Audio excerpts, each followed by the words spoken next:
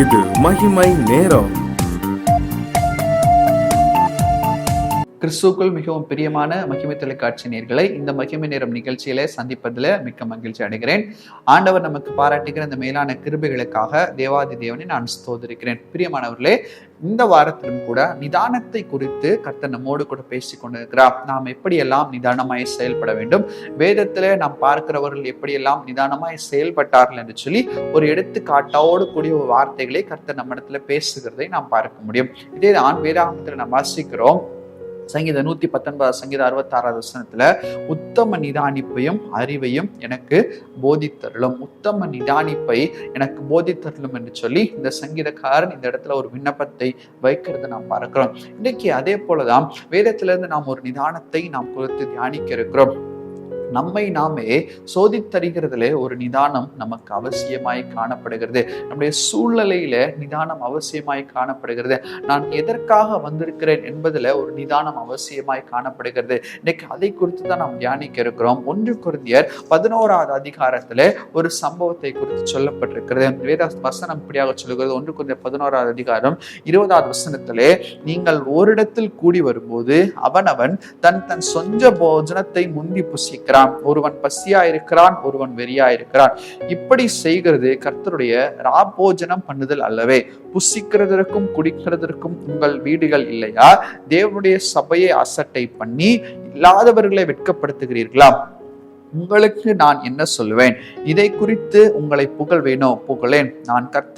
நான் உங்களுக்கு ஒப்புவித்ததை கர்த்தரிடத்தில் பெற்றுக்கொண்டேன். என்னவெனில், கர்த்தராகிய இயேசு தாம் காட்டி கொடுக்கப்பட்ட அந்த ராத்திரியில் அப்பத்தை எடுத்து ஸ்தோத்திரம் பண்ணி அதை பிட்டு, அவர்கள் வாங்கி புசியுங்கள், இது உங்களுக்காக பிற்கப்படுகிற இந்த சரீரமா இருக்கிறது, என்ன நினைவு கூறும்படி இதை செய்யுங்கள் என்றார். பிரியமானவர்களே, இந்த இடத்துல பவுல் கொரிந்து சபைக்கு ராபோஜனத்தை குறித்துதான ஒரு காரியத்தை எழுதுகிறதை நாம் பார்க்க முடிகிறது. அந்த கொரிந்திய சபையில ஒரு சம்பவம் நடக்கிறது. அவர்கள் எதற்காக அந்த இடத்துல வந்திருக்கிறார்களோ அதை அவர்கள் நிதானித்து அறியாததினால், அந்த நிதான சிந்தை அவர்களுக்கு காணப்படாததினால், சிந்தையிலே ஒரு நிதானம் இல்லாததினால் அவர்கள் வித்தியாசமாக செயல்படுகிறதை நாம் பார்க்கிறோம். அவர்கள் தன்னுடைய போஜனத்தை ஆலயத்துல வந்து புசிக்கிறதற்கும் முந்தி போஜனத்திற்காக அவர்கள் செல்கிறதற்கும் கர்த்தருடைய ராபோஜனத்தை அசட்டை பண்ணுகிறவர்களுமாய் இருக்கிறார்கள் என்று சொல்லி இந்த இடத்துல நாம் பார்க்கிறோம். ஆலயத்திற்கு எதற்காக வருகிறார்கள் என்பதை மறந்து வித்தியாசமான சூழ்நிலையிலே, சிந்தையிலே ஒரு நிதானம் இல்லாமல் அவர்கள் காணப்படுகிறார்கள். இன்றைக்கு நாமும் கூட ஒருவேளை இப்படிப்பட்டதான சூழ்நிலையில நாம் மாட்டிக்கொண்டிருக்கலாம், ஒருவேளை நாம் செயல்பட்டு கூட இருந்திருக்கலாம். எனவே தான் கர்த்தர் நம்மோடு கூட பேசுகிறார். எந்தெந்த சூழ்நிலையில் எப்படி எப்படி நடக்க வேண்டும் என்கிறதான ஒரு நிதானம் நமக்கு வேண்டும்.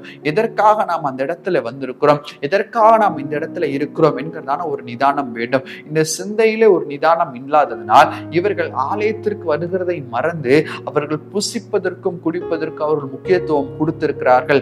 எனவே தான் பவுல் இந்த இடத்துல அவர்கள் கடிந்து கொள்வதை நாம் பார்க்கிறோம். உங்களில் ஒருவர் மற்றவனை அவமானப்படுத்தும்படியாக எப்படி நீங்கள் செய்கிறீர்களா என்பதை கூட பவுல் கேட்கிறார். ஆனால் பவுல் சொல்லுகிறார், உங்களுக்குள்ளாக எப்படிப்பட்டதான நிதானம் வேண்டும்?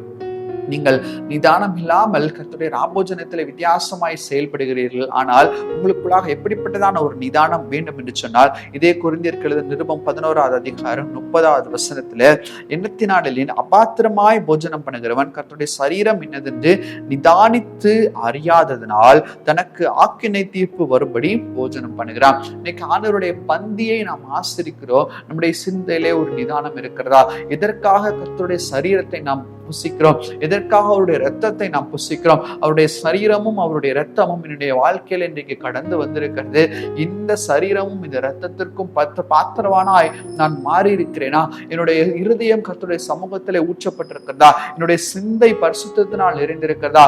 இதெல்லாவற்றையும் ஒரு மனிதன் நிதானிப்பில்லாமல் செயல்படுகிறதுனால், ஏதோ கடமைக்காக ஆலயத்திற்கு சென்று அதை பெற்று புசித்து கொண்டு வருவானே ஆகில் அவனுக்கு பெரிய ஆக்கினை தீர்ப்பு வரும் என்று சொல்லி இந்த வசனம் நமக்கு கற்றுக் கொடுக்கிறது. அப்போ கர்த்தரை ஆராதிப்பதில், கர்த்தருடைய காரியங்களை செயல்படுத்துவதில் ஒரு நிதானம் நமக்கு வேண்டும். நம்மை நாமே நிதானித்து அறிந்து செயல்படும் போது அந்த சரீரமும் அந்த இரத்தமும் நமக்குள்ளாக வரும்போது அதற்கான பாக்கியங்களை நாம் பெற்றுக்கொள்கிறதை வேத வசனம் பவுலின் மூலமாய் நமக்கு சொல்லுகிறது. 30வது வசனத்துல, இது நிமித்தம் உங்களில் அநேகர் பலவீனரும் வியாதியுள்ளவருமாய் இருக்கிறீர்கள், அநேகர் நித்திரையும் அடைந்திருக்கிறீர்கள். நம்மை நாமே நிதானித்து அறிந்தால் நாம் நியாயம் தீர்க்கப்படும். நாம் நியாயம் தீர்க்கப்படும் போது உலகத்தோடு ஆக்கினைக்குள்ளாக தீர்க்கப்படாதபடிக்கு கர்த்தராலே ரட்சிக்கப்படுகிறோம். அப்ப ஆக்கினை தீர்ப்பு வரக்கூடாது என்று சொன்னால் நாம் நிதானித்து அறிய வேண்டும். எப்படி நிதானித்து அறிய வேண்டும்? எதற்காக ஆண்டவர் இன்னைக்கு என்னை ரட்சித்திருக்கிறார், எதற்காக அவருடைய சொந்த ரத்தத்தை எனக்காக சிந்தி இருக்கிறார், எதற்காக ஜீவனை எனக்காக சிந்தி இருக்கிறார், எதற்காக எனக்கு அவருடைய சரீரத்தையும் அவருடைய ரத்தத்தையும் நினைவு கூறும்படியாக ஒரு ராபோஜனமாகி ஒரு சாக்கிரம் வந்து எதற்காக என்னுடைய வாழ்க்கையை வைத்திருக்கிறார் என்கிறதான ஒரு சிந்தை நமக்கு இருக்க வேண்டும். நம்மை நாமே நிதானித்து சோதித்து அறிய வேண்டும். அப்படி நிதானித்து அறியும் போது பரிசுத்தத்திற்கு நேரா நாம் கடந்து செல்வோம். அப்படி நிதானித்து அறியும் போது ஆண்டவருடைய வார்த்தை நமக்குள்ளாக வரும். நம்முடைய காரியங்களை சரியாக நடப்பிப்பதில் நமக்கு ஒரு வல்லமை காணப்படும். பிரியமானவர்களே, இன்னைக்கு இந்த பந்தி விசாரிப்பு என்கிறதான ஒரு பந்தியை ஆசரிக்கிறதான ஒரு காரியத்துல இந்த கொரிந்து சபையார் தன்னுடைய நிதானத்தை தவறி போனார்கள். கர்த்தருடைய பந்தியை அபாத்திரமாய் அவர்கள் ஆசரித்ததினால் ஆக்கினை தீர்ப்புக்கு நேராய் கடந்து போகிறது நாம் பார்க்கிறோம். இன்னைக்கு ஆலயத்திற்கு நாம் வருகிறோம், நம்மை நாமே நிதானித்து அறிய வேண்டும். அந்த பாவியாகிய அந்த மனிதன் ஐயோ நான் பாவம் செய்தேனே என்று சொல்லி தன்னைத்தானே நிதானித்து அறிந்ததினால் அவன் மார்பில் அடித்து கொண்டு கர்த்தருடைய சமூகத்தில் அழுது புலம்பினான் என்று சொல்லி வேதத்துல நாம் வாசிக்கிறோம். ஆனால் மற்றொருவனோ இந்த பாவியாகிய மனுஷனை போல நான் இல்லை என்று சொல்லி அவன் பெருமை பாராட்டுகிறவனா இருந்தான். இந்த ரெண்டு பேருக்குள்ள என்ன வித்தியாசம்? ஒருவன் நன்றாக நிதானித்து அறிந்தான், மற்றொருவனோ நிதானம் இல்லாததினால் தன்னுடைய வாழ்க்கை நிலை அவனுக்கு தெரியாமல் இருந்தது.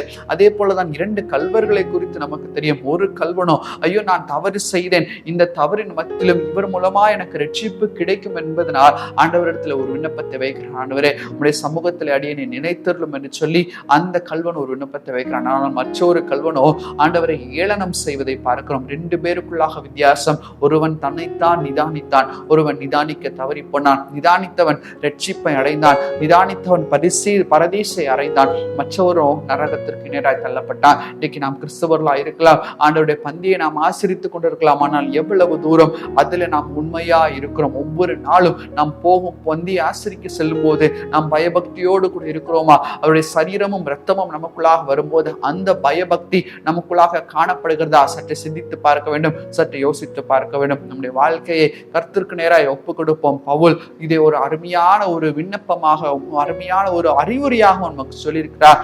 இந்த அறிவுரையை நாம் ஏற்றுக்கொள்வோம். நம்முடைய வாழ்க்கையில ஆண்டவருக்கு அடுத்த காரியத்துல சிந்தையிலே ஒரு நிதானத்தோடு கூட செயல்படுவோம். தேவன் தாமே நம்முடைய வாழ்க்கையில ரட்சிப்பையும் அதற்கேற்ற நன்மைகளையும் நிலைப்படுத்தி ஸ்திரப்படுத்தி உறுதிப்படுத்தி காத்துக் கொள்வாராக. கண்களை மூடி நாம் ஜெபிப்போம். உங்களை நேசிக்கிறதான நல்ல பிதாவே, உம்மை நோக்கி பார்க்க கர்த்தர் நீ செய்த கிருபைகளுக்காக நன்றி ஆண்டவரே. இன்னைக்கு நீர் எங்களோடு கூட பேசின இந்த வார்த்தைகளுக்காக உமக்கு நாங்கள் நன்றி செலுத்துகிறோம். இந்த பந்தியை ஆசரிப்பதில் ஒருவேளை ஆண்டவரே இதுவரைக்கும் நாங்கள் நிதானிக்க தவறி போயிருந்தோமானால் ஒரு விஷயம் நீர் எங்களை மன்னித்து ஆண்டவரே ஆலயத்திற்கு நாங்கள் வரும்போது எங்களை நாங்களே நிதானித்து அறிந்து நாங்கள் ஆலயத்திற்கு முக்கியத்துவம் கொடுத்து ஆண்டவரே மற்றவர்களை பார்ப்பதற்காகவோ இல்லை பகட்டான வாழ்க்கையை காட்டுவதற்காகவோ அல்ல ஆண்டவரே, ஆத்துமாவின் உண்மையான ரட்சிப்பை பெற்றுக்கொள்வதற்காக நாங்கள் சென்று உம்முடைய சமூகத்திலே காத்திருந்து நிதானித்து நாங்கள் செயல்பட நீர் கிருபை செய்யும்படியாய் ஜெபிக்கிறோம். கர்த்ததாமே அப்படிப்பட்டதான கிருபைகளை ஒவ்வொருடைய வாழ்க்கையிலும் நீர் தந்து கொண்டிருக்கிறீர், தரப்போகிறீர். உமக்கு கோடி ஸ்தோத்திரம் நன்றி ஆண்டவரே. உமக்கே துதிகன மகிமை நாங்கள் ஏறெடுக்கிறோம். மீட்பராமேஸ்வரன் மூலம் ஜெபிக்கிறோம் எங்கள் ஜெபங்களும் நல்ல பிதாவே. ஆமென்.